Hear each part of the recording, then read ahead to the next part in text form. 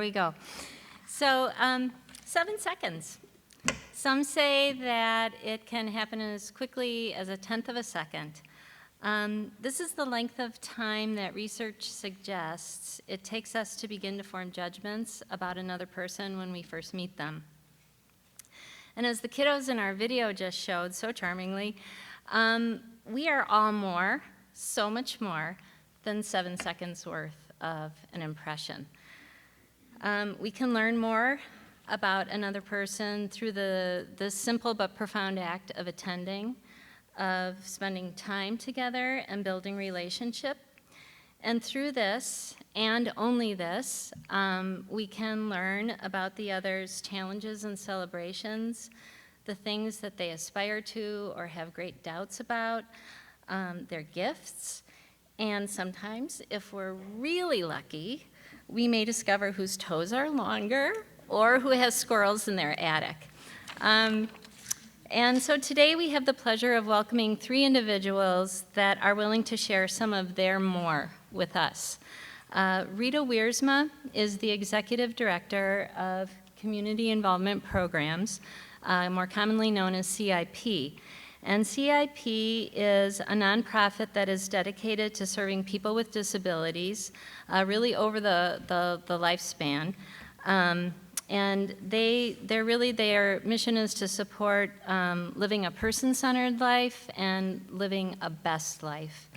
And every year, CIP recognizes a client that has, on their own, actively and independently pursued living their own best life. And the recipient of this year's Best Life Award at CIP was Amanda McDowell. And Amanda is a young woman who is, it was a treat for me to meet her at this awards ceremony. And she and her dad, Jeff Schissler, are going to be, along with Rita, are going to share some of their perspectives on what living a best life means for them. And how their respective experiences, especially those in early intervention and through the just support services, have fed into and led them each to what they are doing today. And so it's a good thing for us. We have more than 7 seconds with them, and I'd like you to join me in welcoming Rita, Amanda, and Jeff.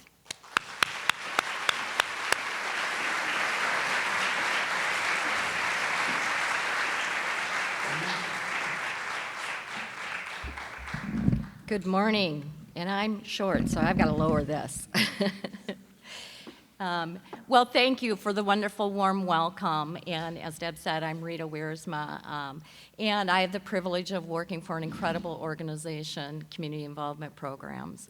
And I'm also, most importantly, mom to Dana. So today I'm going to share a little bit about CIP and how the services, once you see someone leave the school system and there's a whole life out there that you've impacted, and how providers like CIP are really helping people live their greatest lives. And then I'm going to share a story with you about Dana and about Millie. So you get to meet lots of new people today.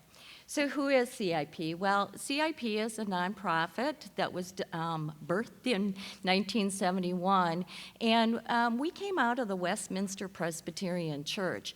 And at that point in time, some of the ladies at the church had heard ARC speak about people coming out of institutions, and how were they going to be included in our community, and what kind of life would they have after being used to living in an institution. And they thought, you know what, we can help, we can be involved.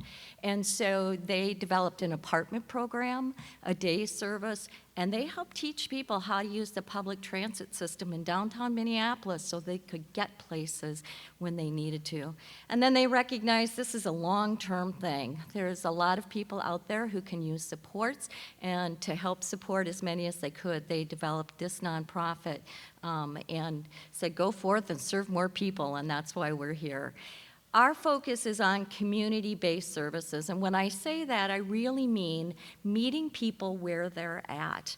Our goal is not to have people come into our services and say, this is what we have available to you, but to say, who are you, what do you need, what do you want, and how do we help you achieve those hopes and dreams that you have in your life. One of the things we're tremendously proud is if we are one of 2 organizations that is accredited by CQL, the Council on Quality and Leadership.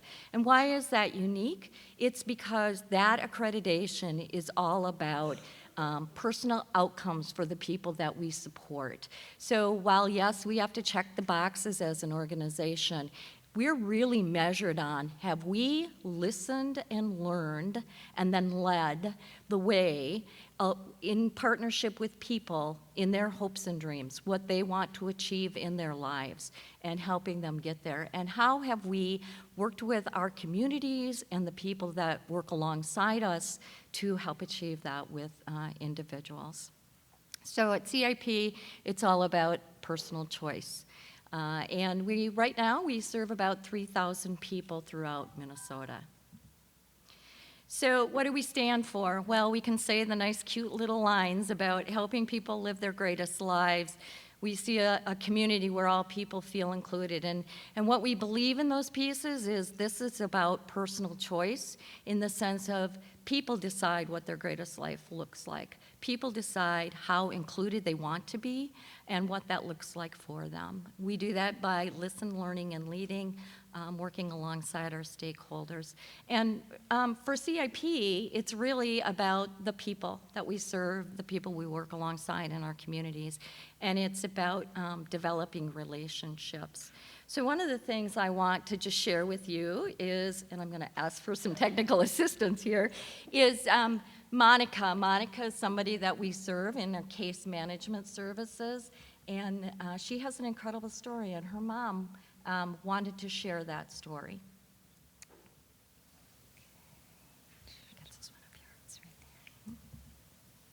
Susannah Moses. I'm Monica's mom. Monica was born neurotypical, and she was exceeding her goals according to her pediatrician, and she suffered a trauma when she was 20 months old, and within a month she was not with us anymore.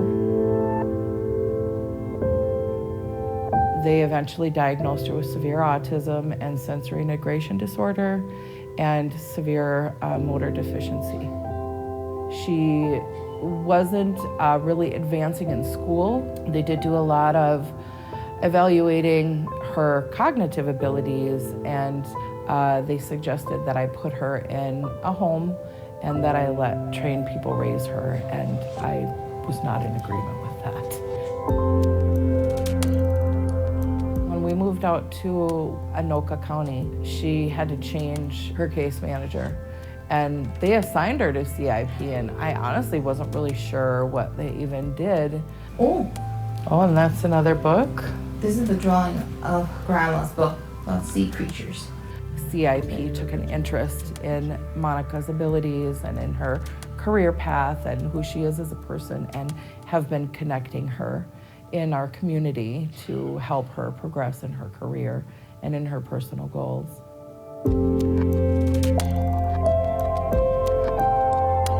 And that, to me, is very impressive, that an organization takes that kind of time and vested interest into people who most of society overlooks.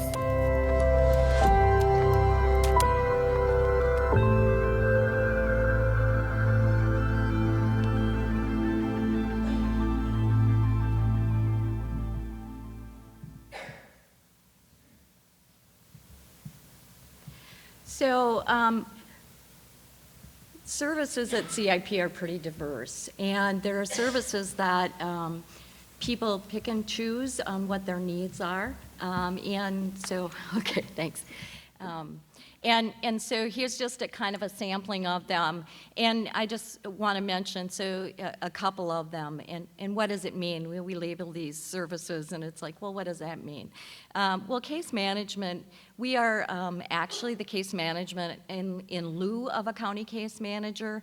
And the beauty of that, as you heard in Monica's story, is we can take a real vested interest. We have lots of community connections. And we know how to tap into resources that families have identified or don't even know that's out there, and help them connect them. I want to mention employment because we provide competitive employment for people with disabilities. And one of the great things, the system that we use has a discovery process with it. So people, and we're seeing this happen more and more with kids coming out of high school, they go through a discovery process that talks about what are the skills, what are you interested in, what do you enjoy doing, and then we work with them about what's their day look like and what it means to be employed. And then we work on matching them with lots of different companies, all the way from like a Walmart to a Target, down to a lot of entrepreneurial organizations. And then finally, I just want to lift up individualized community supports.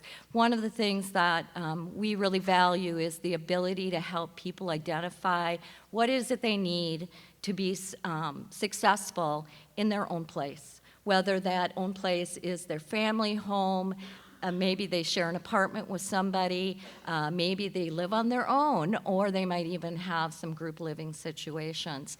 And it is helping people with their finances, learning checkbook, budgeting, how do I write a check, how do I pay my bills, how do I do a budget, and what happens when things happen I haven't prepared for, down to healthcare.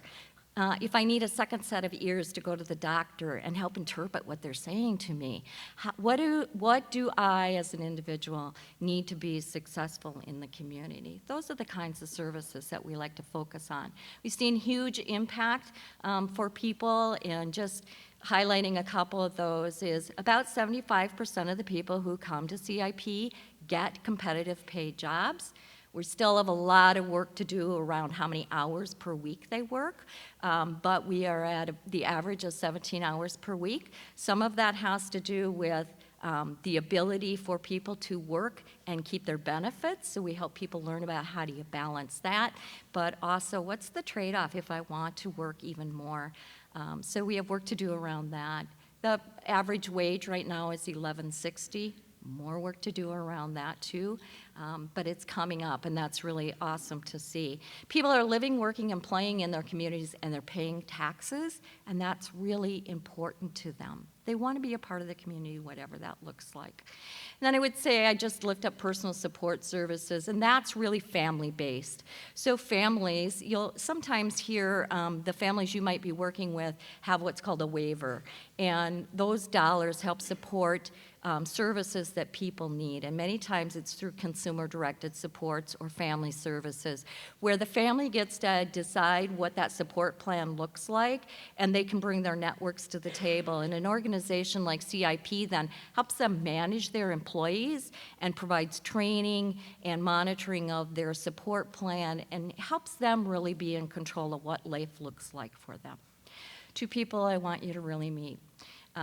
This is Dana and Millie. And so I can share an awful lot about Dana, and I have to set a timer because I could talk forever, because this is part of our family's journey. Dana was born typical, and about at 18 months old, she started having seizures. And then at about 3 years old, we started seeing a lot of autistic tendencies. Had no clue what to do, lived in a very small rural community, a town of less than 2,000, and a hospital clinic system which aren't even in existence anymore because of being so small. But at that point in time, we got connected with the early childhood program, and I tell you, you guys were a blessing. You were a blessing to her, and you were a blessing to our family, because you connected us not only to all those services that you provided, speech therapy, OT, PT, the classroom event, getting connected to people. For the family, there were 4 other families in our tiny town who had kids with disabilities, who were already connected to that early childhood program, but for us, it opened a door. It opened a door that helped us deal with our new typical life and the unknown that was happening out there. She was fortunate because we were in a small school. She was fully included through her early childhood years and her elementary years. She had a circle of support. It was big when it came out of Canada, back when she was in about 2nd grade. And I have to tell you, the importance of the relationships that developed from her. Their first class reunion, we got a call from one of those kids in that circle of support that said, "Is Dana going to the class reunion? Can I pick her up?" She didn't see that young lady anymore because she had gone off to college and Dana was still home. But that connection was still there. So those connections you help make are so important lifelong. In middle school and high school, it got harder. It was difficult to make the connection with the kids. The kids all, they were developing their own lives. They were in sports. They were doing things. And Dana wasn't progressing as quickly. And so transition services were very different. They were important, but in our small town, they were kind of hit or miss. And I remember somebody telling me, when you get to the adult world, don't worry about it. It's all there. She's going to be great. Your family will feel relieved. And what we learned was if she wanted to live in a group setting or she wanted to be in a sheltered workshop, it was there. But that's not what Dana wanted. And when we asked Dana, what is it you want? She told us the same things that our other kids told us. I want to move out when I graduate because my brothers and sisters did. So that was what was typical to me. And I want to live in an apartment. I'm taking my dog with me, so you better find an apartment that takes pets. I only want staff when I absolutely need them. I don't want somebody looking over my shoulder all the time. And I want to work in the community, and she expressed that because she'd had the experience to volunteer through her transition years, and to her that was work. So that's what she wanted to do. But again, we lived in a rural town, very small provider. Thankfully did step up and say, you know what, we'll give this a try. We'll help Dana be successful. And it worked for 1.5 years, and they went out of business because they were so small. Devastated Dana, devastated the family. She moved back home. We hear all the time about kids moving back home. Wasn't any different for her. She hated living at home with us again. So the only opportunity she had was to move to Rochester, which was the largest community in the area, which offered a lot more services. But again, very group home based, much more day service based. But it was the only way for her to be out of the home. But it was pretty clear after being out for a while, her behavior said to us, I don't like this. This isn't working for me. And we went on a 6-year vigilant search for the right providers, the right case manager, the right system that would help us move forward in Dana's hopes and dreams.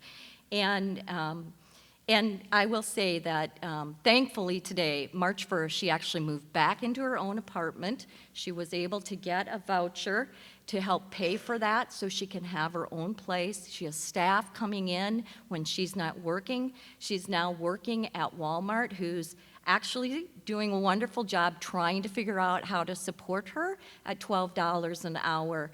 And yep, she has work to do yet. We have health and safety things. We're using technology with alarms on her door if they should open after a certain time. There's a new Embrace watch to monitor her seizures.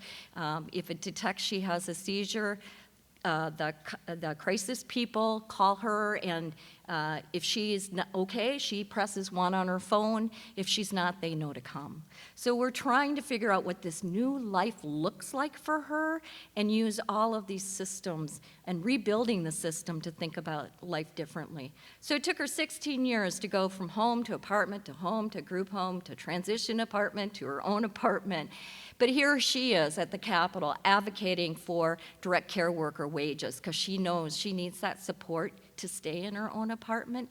And here she is. She ran a 5K with me. I would say we walked the 5K, but for an adoption agency because she thinks everyone deserves a family. And so life to her is really good today, but she has a lot of work to do. We have a lot of work to do, and our systems have a lot of work to support her. So Millie, I'm just going to talk really quickly about Millie's an incredible little girl who, at 3 years old, developing typically, one day develops a brain infection, and within the week is on a ventilator and totally paralyzed. Her family's from Honduras. They had no extended family here. They weren't connected.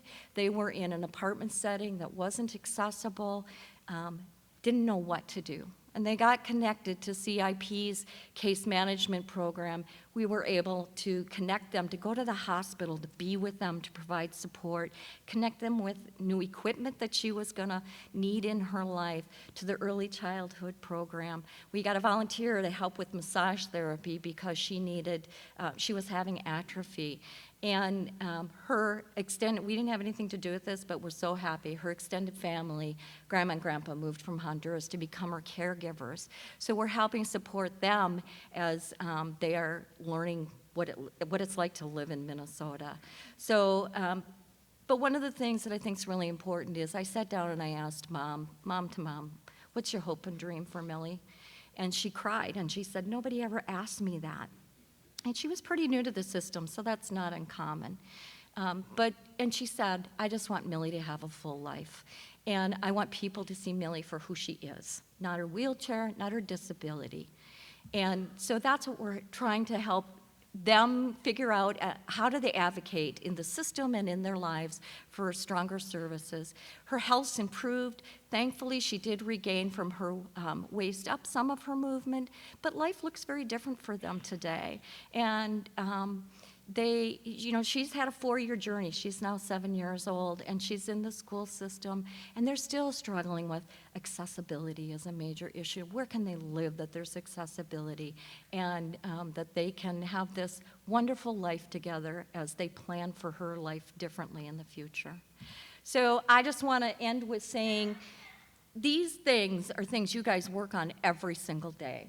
Communication, interpersonal skills, positive attitude, problem solving and teamwork. You're helping kids and families work through these kinds of things every single day. Do you know that these are also the top attributes that an employer looks for?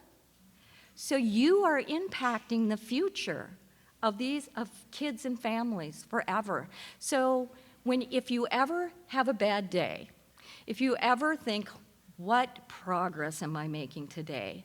Know that everything that you do has that positive impact. It stays with people and it helps them throughout their life.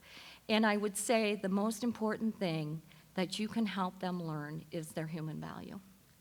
And that is the piece that gives people courage to advocate for themselves, to ask for what they need, to realize that they are deserving of that greatest life out there, and you can help set that tone. So with that, I'm going to turn it over to Deb.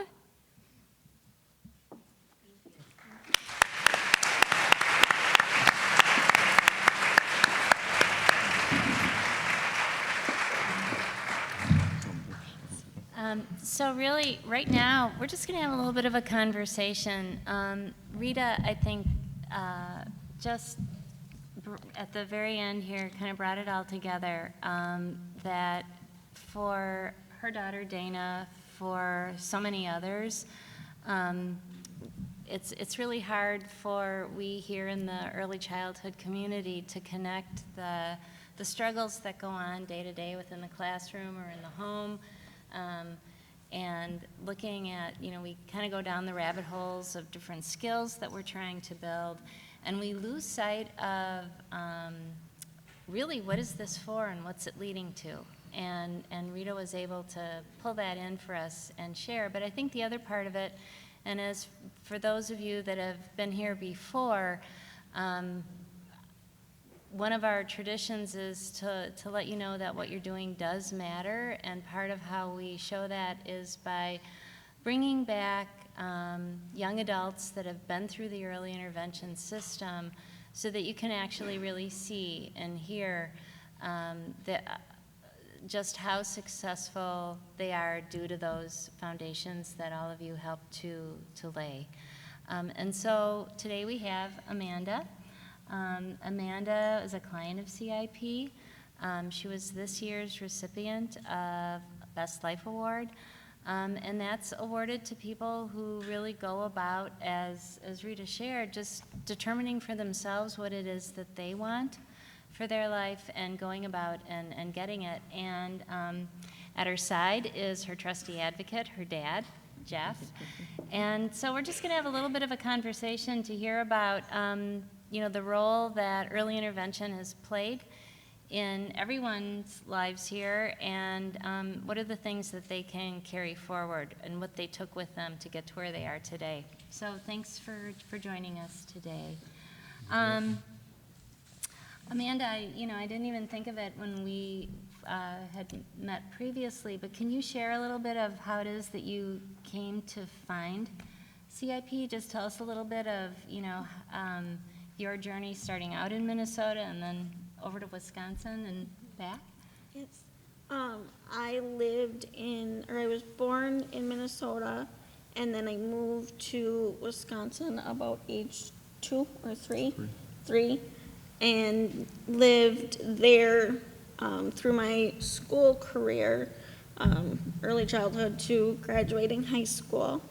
And then when I moved back, after I graduated high school, I lived with my dad for about a year and a half, 2 years, and then I moved out on my own, and after I was out on my own, I had to really figure out what I wanted. Like, what did I want to do from that point? I knew I wanted to move out. It was scary, but I knew that was one of the biggest goals that I had. But beyond that, once I was on my own, I knew nothing.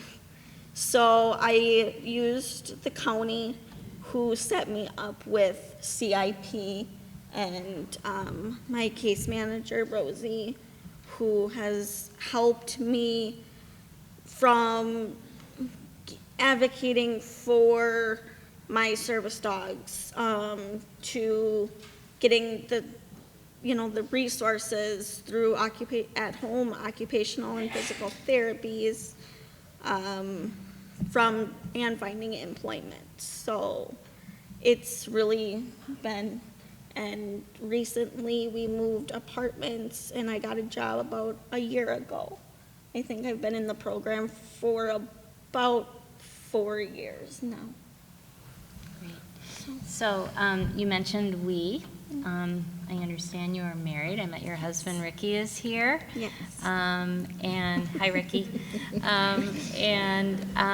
You also are working. Can you just tell us a little bit about what you're doing? I am an administrative assistant at my local church, Advent Lutheran Church in Anoka. I've been there. July 3rd will be 1 year. I average about 3 days a week from October to about June now. And then just last week, I dropped a day because we are moving a little slower in the summers. But I average about 15 hours every 2 weeks. So that's great. Yes, that's great. So Jeff and Rita, both of you are sitting up here as parents and really strong advocates, and I'm just wondering if you can share with our audience a little bit about, Rita, you kind of already touched on your family's journey of what it was like when you first learned about Dana and worked with her. Jeff, can you share a little bit about those early days? Absolutely. From when Amanda was born, and just what are some of your reflections? Yeah, it was a normal day actually going to the doctor to have a ultrasound, and this will be the hard part.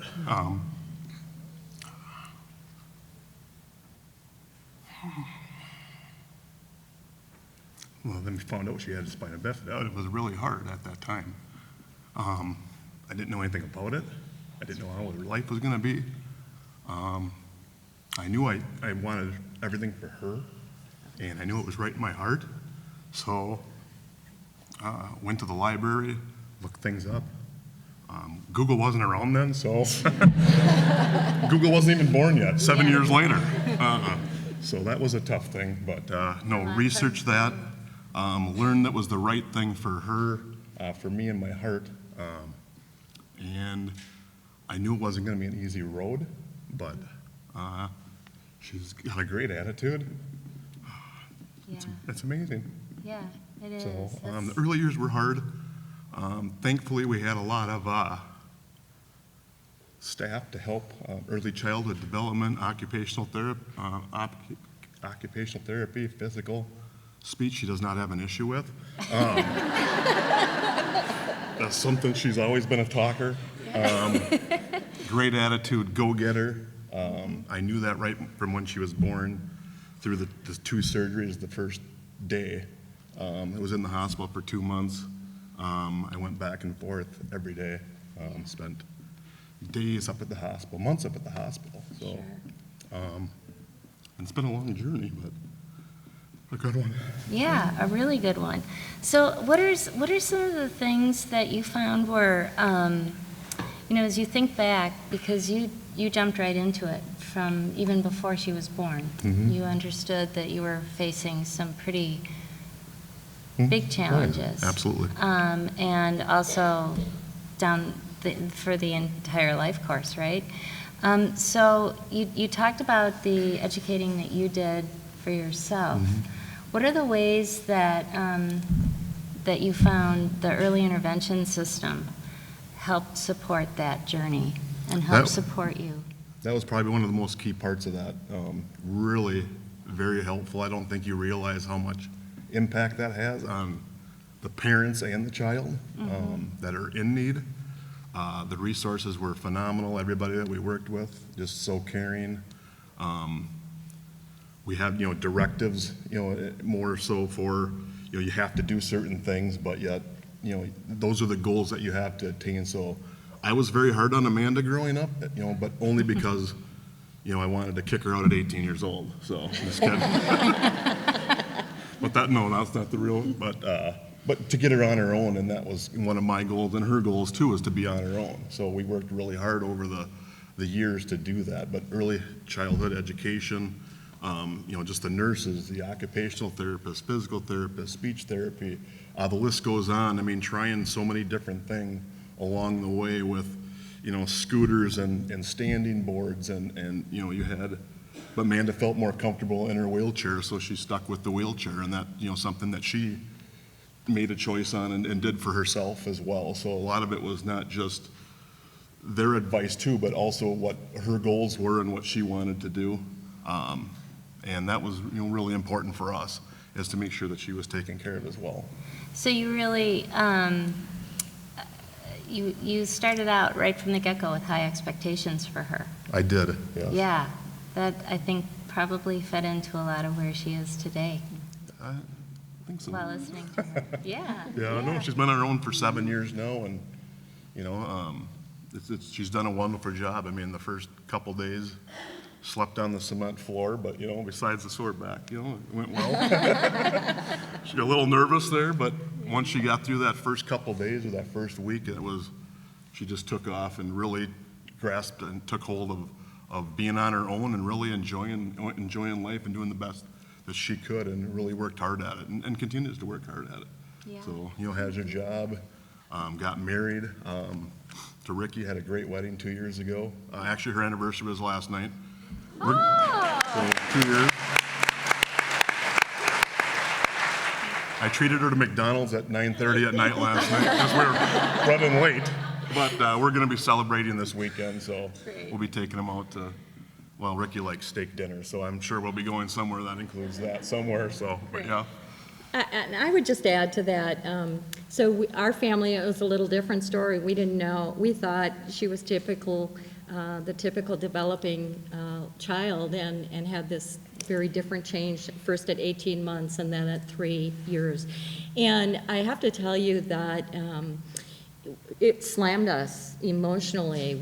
I remember going to a presentation that Pacer gave on advocating in early childhood systems, and breaking down and crying in it and having to get up and leave. And so it's the impact to families, and knowing that Dana was in a great place with people who believed in her and kept trying. So I give the story of where she is today. When she was 3, she didn't communicate. She didn't talk. She took 21 pills a day. The school system would say, why is she on so much meds? We were advocating all kinds of systems. When she did begin to speak, we couldn't understand her, so that speech therapist would come to our house, and not only did he work one-on-one with Dana, he answered our questions when, I mean, as a mom, I'm like, I can't understand her. Do I make her keep repeating herself? What's the best way to help? I mean, just those little tidbits that they gave us as we were working our way through that life journey was incredibly impactful. Yeah. So, and you were both really strong advocates in your own way, too, and I think that's, sounds like a really critical piece. Absolutely. Yeah. So speaking of advocacy, Amanda, I know that you have been a strong advocate for yourself, and you had the benefit of being in an inclusive environment, it sounds like, from the get-go at school. Can you talk a little bit about what it was like for you when you were at school, some of the challenges you faced, and what it was that really helped you feel most supported and helped to build the skills that have brought you to where you are today? When I first started school, I immediately felt different because I was the only student in the entire school that was mainstream, that had a disability, or that was in a chair. So I immediately felt like I didn't fit in, I wasn't gonna make friends, and within the first week, that completely changed. The teachers made sure that I was included, and if I was being secluded or excluded, they would ask a student to, come share crayons or color or sit or whatever needed, what activity we were doing, I was included with somebody else. And as I aged and went through the years, I was being picked for things like recess buddies or, a partner in gym class. I wasn't just the last one.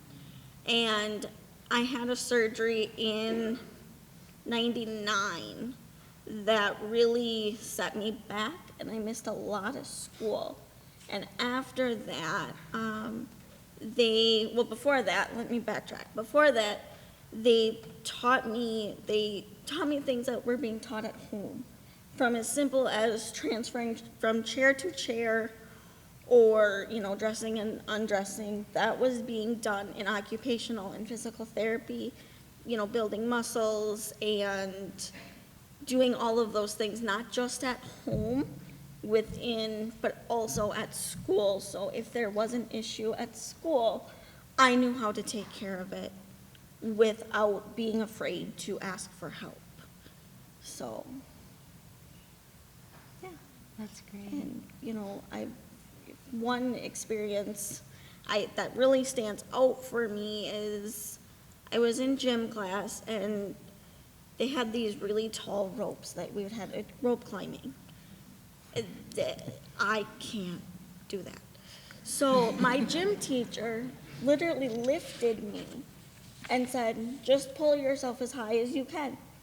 And so when we did the scooter, they brought me, I can't remember how it went about it, but I think there was funding somewhere where it was a hand bike that was like a scooter down on the ground, so I could be involved.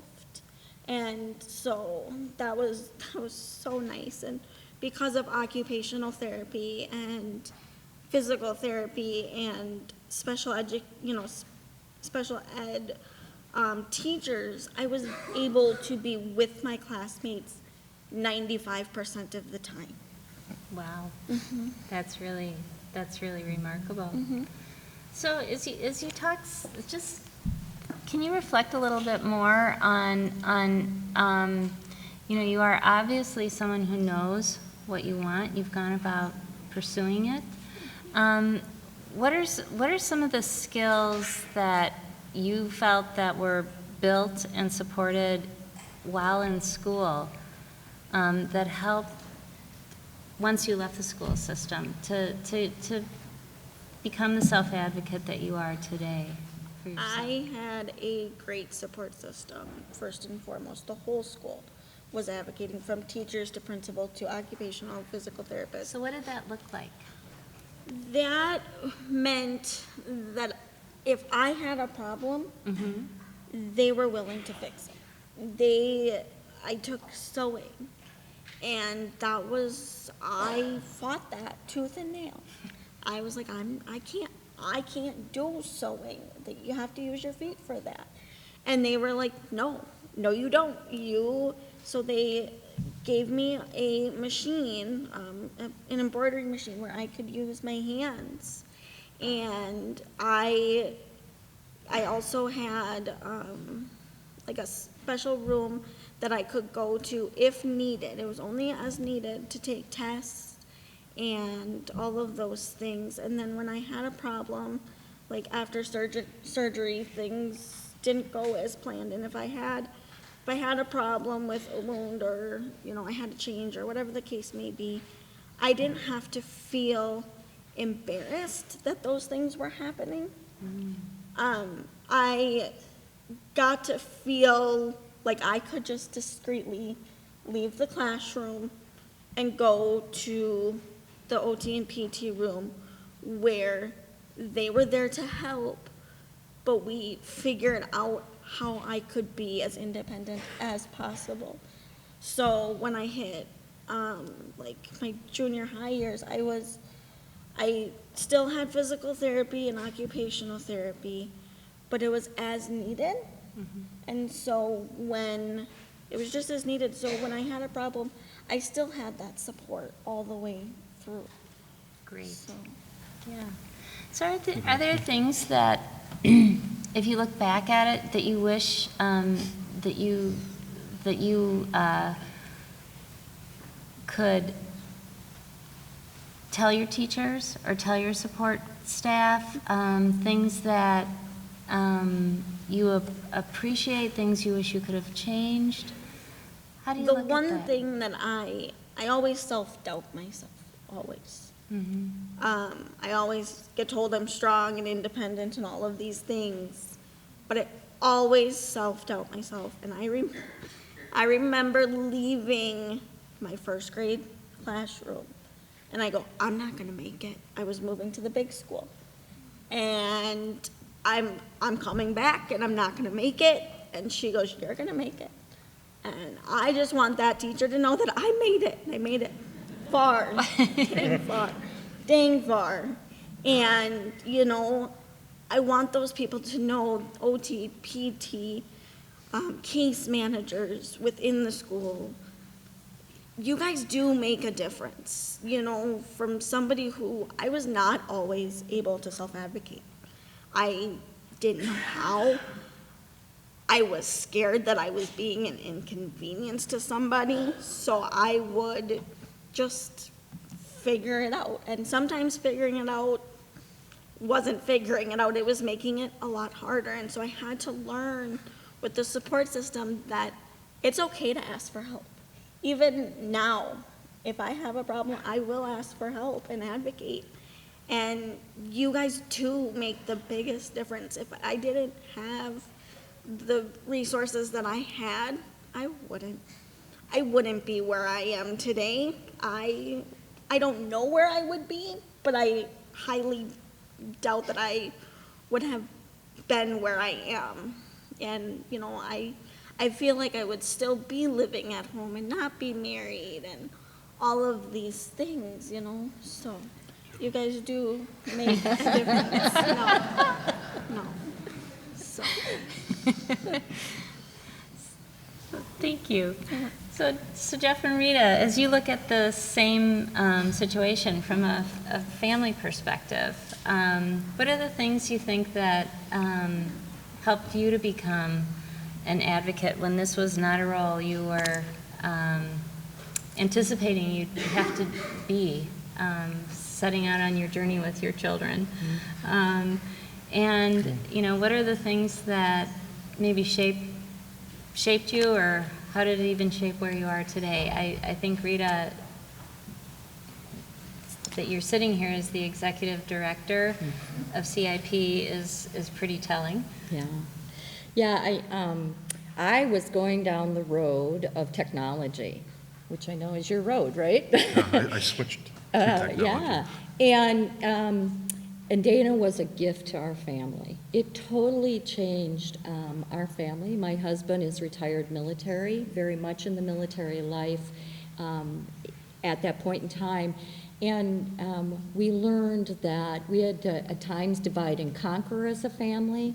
We learned that there's stresses on the siblings that sometimes we don't always consider. I recall our youngest son, so Dana is the second from the youngest, and our youngest son from day one spent a lot of time at the University of Minnesota at doctor appointments, and he remembers that.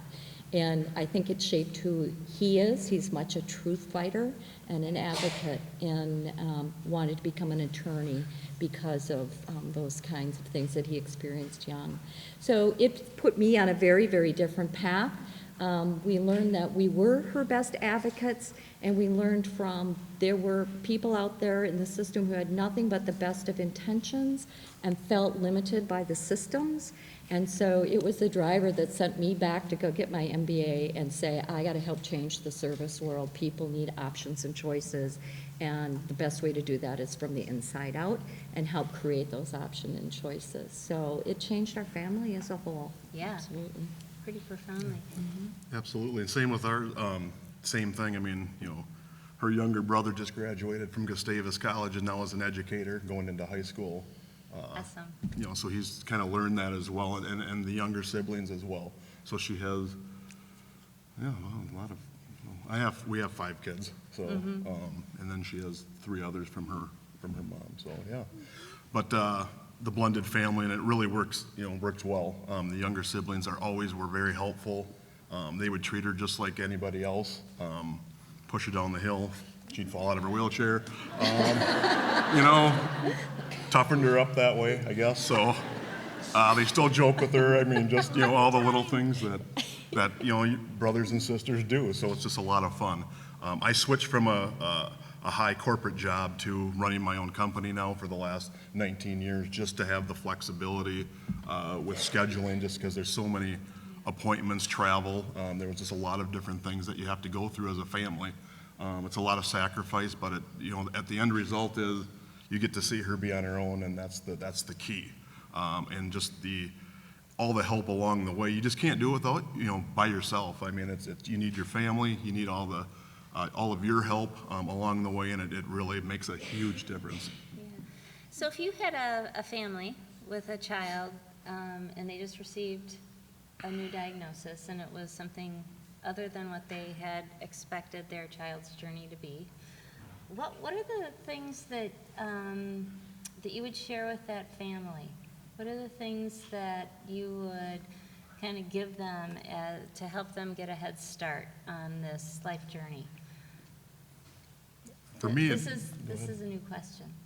Yeah, go ahead, you can start. No, for me, I mean, it was just taking it one day at a time. I mean, because it can be very overwhelming, and really just have to take it in stages and really work together to find the right balance to make sure that everything does get done, because it's not going to happen overnight, and it takes time, and have faith that everything is going to work out in the end. And that was the biggest thing, is that you keep believing that everything will work out. And I would say get connected where you can. Other families that are experiencing a similar thing.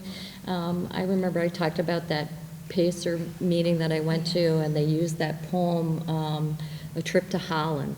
Where, yeah, and how long has that been around? And it's still true today. I think of it often about you think you're going on this journey, and your airplane lands somewhere else, and you don't speak the language. And it's so true. And it's about learning. It's about recognizing this is an emotional journey, and it's about recognizing that you're going to have steps backward, as many as you do forward. But what's happening today, doesn't necessarily mean that it's not going to be good in the future. So I think that positive attitude is tremendously helpful. I also think that one of the things, and Jeff spoke about this too, is expectations for Amanda and her life were very similar to what he expected of his other kids, and that's how we treated Dana. So don't believe just because you're going down this journey and it's a tough journey that someone's not going to have a good life. It just might not look like the typical life. Yeah, great.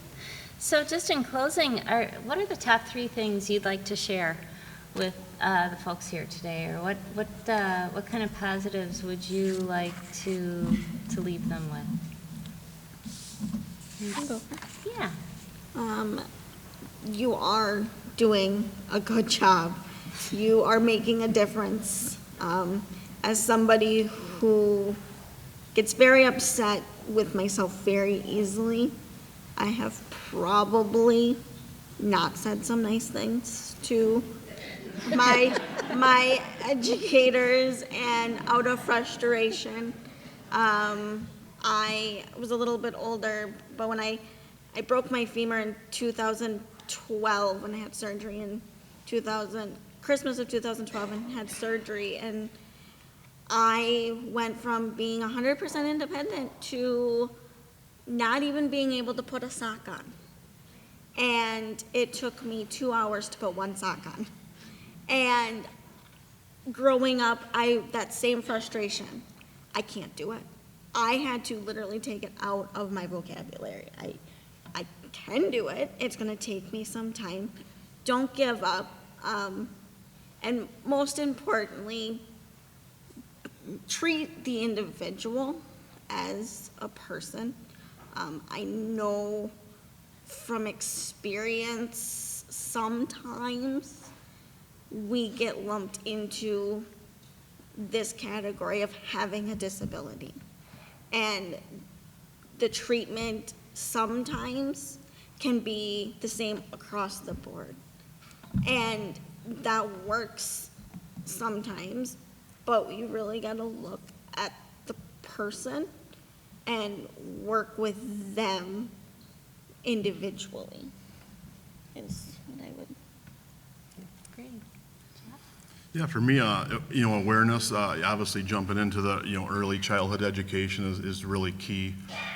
That's a big step for families and for the individual in themselves to go through. So, trying to find those resources and really, helping out in that situation.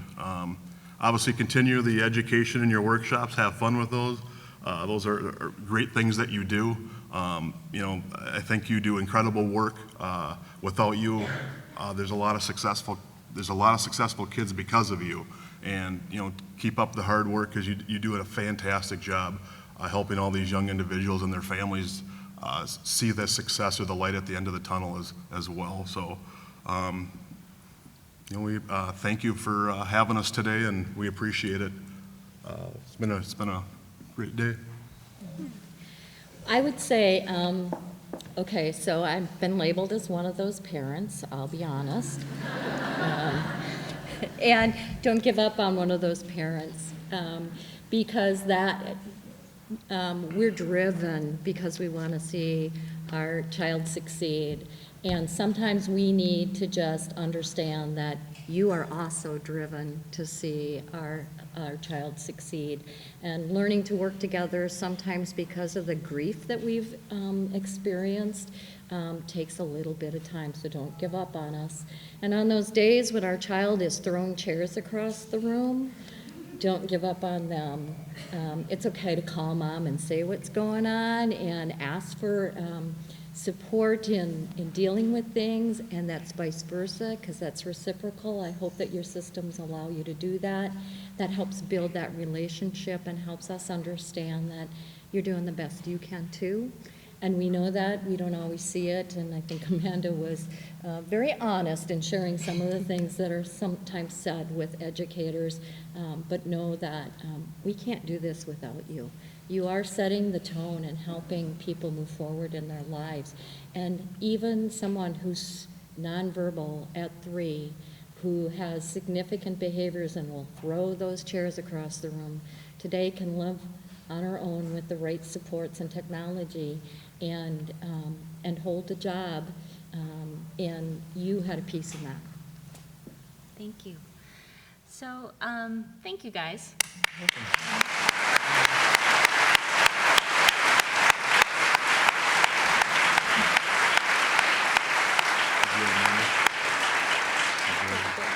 So we have a couple minutes before you need to go find your way around campus. Do we have any questions? If you do, I forgot, I apologize, I neglected to get a roving mic. Do you want to either just stand up and shout it or come on up to the podium and ask a question? Does anyone have any questions? Or, yeah, stand up and just. Well, I also. What about, do you have any suggestions?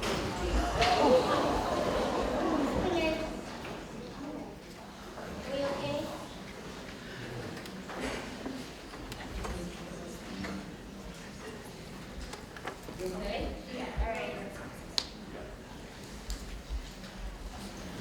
What about the parents that don't engage, that are in denial or just don't engage as fully as the educators would like? Any thoughts on that? How do we help or how do we move that forward? Yeah, I think one of the best ways to support parents who aren't engaged, and you know what, I can recall going through a lot of denial in the very beginning too. I think that connecting them, if there's a way to have a connection with other families and kind of a support system in that way, that was most helpful because it's a safe place for them to open up. And I think taking things from a positive approach about as you're dealing with